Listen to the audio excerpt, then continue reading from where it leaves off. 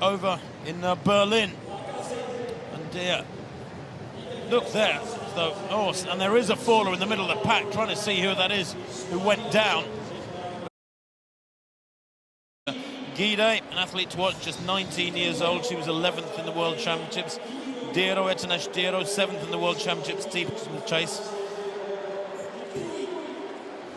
And Rengaruk and Kipkirui and Sofiya Asefa. I'm sure that this is a field dominated by the East Africans. But Helena Beery, will she go with the pacemakers? Well, Tverdostrup, we saw of Ukraine, will go out in 2:53 the first kilometre. That's been requested. That's 14:25 pace. And once you're getting down towards 14:20, well, you're in very, very rarefied territory indeed. Jen Lacaz of Australia has been asked to take over the second pacemaker duties and get to 3,840, which puzzles me slightly because her personal best is 8:52. So Jen Lacaz has a little mountain of her own to climb as second pacemaker in this 5,000. Well, it is the tail end of the season in many respects, and there are some tired athletes running, jumping and throwing, but there is still some fabulous clashes. Can anybody threaten the dominance of Helena Beery here tonight?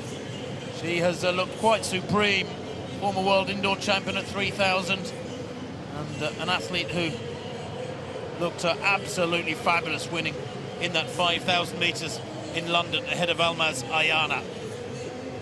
I must say that I thought she looked a little tired in Birmingham, Tim, when she was in that 3,000 metres, when I think she was...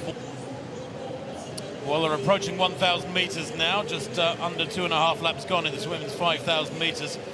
Pack of, what, about 12 athletes have stuck together through this first K. 2:55.2, well, that's a good deal slower than Ros requested. It's obviously outside 14:30 tempo, as now Jen Lacaz of Australia takes over. She's a very classy athlete herself, is Lacaz. Finalist at 5,000 and steeplechase last year in Rio, and this year at the World Championships in London, finishing in 12th place in the steeplechase. So at the moment, 9 laps to go then in this 5,000 metres. Zinesh Mekonen, third from the back of the group at the moment, with that long flowing hair. She has been in fabulous form, one of the top Europeans this year at 1,500 and 3,000 metres, Mekonen, the daughter, of course, of the 1991 world champion at 10,000 metres. Personal best for 3,000 in Birmingham a couple of weeks back, a personal best last Sunday for 1,500 over in Berlin.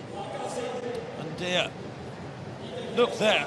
So, and there is a faller in the middle of the pack, trying to see who that is who went down. Mekonen just managing to avoid it, but that did break up the group at the back of that field. I don't know why they've gone down. They're not going particularly quickly. Remember that first kilometre, 2:55, and I don't think there's been any significant acceleration here. Lacaz doing a good job with Beery. Tim, it was Teferi that went down, I think, right at the back of that group now. About, well, she's 20 metres off the back of the real race, isn't she? She's got time to get back. There's 8 laps to run, but Lacaz leading at the moment from Beery, and then Chepkoech is there as well. Tirop, Kipkirui, Gichia, Kipkemboy, all the main protagonists are there. Mekonen has just latched herself onto the back of that group, as indeed has Susan Crummins of the Netherlands, the leader of the two blonde athletes there at the back of that group. Crummins, 8th in the World Championships over 5,000 metres, has steadily moved up to world class over the last couple of years without really attracting a great deal of attention, although she was 4th in the European Championships last year. And now Lacaz moves aside with the 2,000 split 5:50.46, and immediately there is a stepping up in tempo. Yes, Chepkemai, Kipkembo, and of course Beery, and you're quite right, it was on about 14:30, it's now 14:27 and probably speeding up a little bit. Beery has taken it on, and she will now establish the tenor of the race, as she often does. But I repeat again, I think she looked a little bit tired in Birmingham, and over 3,000. Well, they're operating at around 70 seconds per lap, no quicker, although Beery has certainly injected a little bit of urgency to the group. And as they come down in front of us now, we are down to 6. It's Beery from Chepkoech, and then in 3rd place is Rengaruk of Kenya. Behind her, Chepkirui, Gichia, Kipkirui, excuse me, Gide, and Kipkoech. Those six are actually moving away very quickly now from that second group to right. No change at the front of this 5,000 though, as they come to 3,000 meters now. 5 laps to go. 8:41.96. It's a very, very respectable time for 3,000. And with just over a mile to run, it's still Obiri who is leading the rest of the Mameri dance. She has a fabulous kick too. Enormous strength. She was originally a sprinter and then became a world-class 1,500-meter runner before moving up to 5,000 with such devastating effect. The Olympic silver medalist heads down the back straight, and I can tell you the previous lap was 68 and that one was about a 69. So now the gap's beginning to grow. It's been a game of patience for Obiri these last 3 or 4 laps. She knows it's hurting those behind her.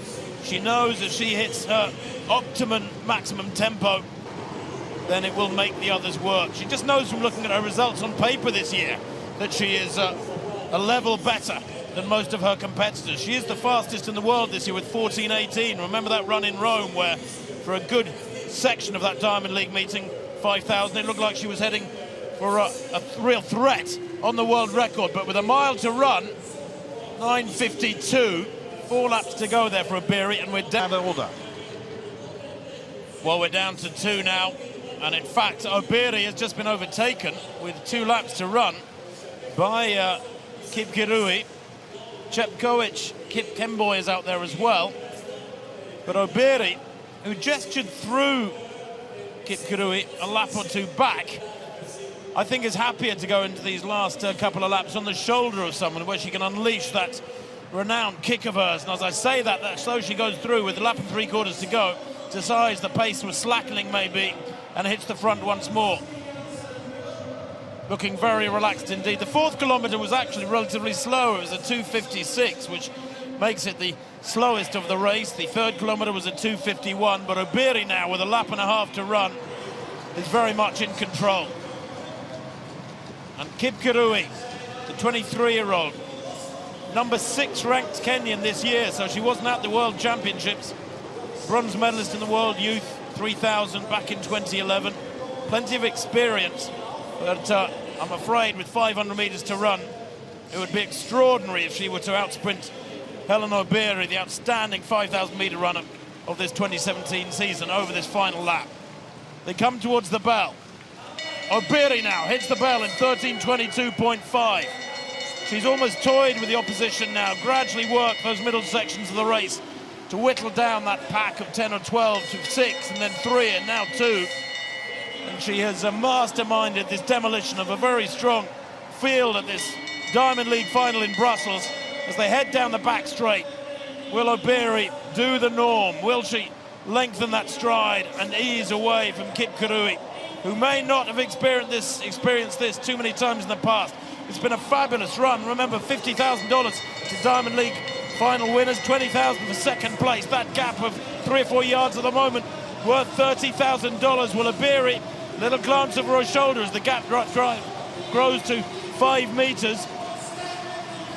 And Kipkirui surely resigned to second place now as Helen Obiri brings the crowd to their feet with the drums booming around the King Baudouin Stadium. The sprint for 3rd place by Teferi, who has worked miracles to get back off that heavy fall, but the race won there by Helen Obiri, 14:25.90. Kipkirui in second. And, well, what might have been Teferi overcoming a huge handicap to go down there early in the race, pick herself up, and still rally so well. Kip Kemboy coming through for 4th place there. But that is Helen Obiri.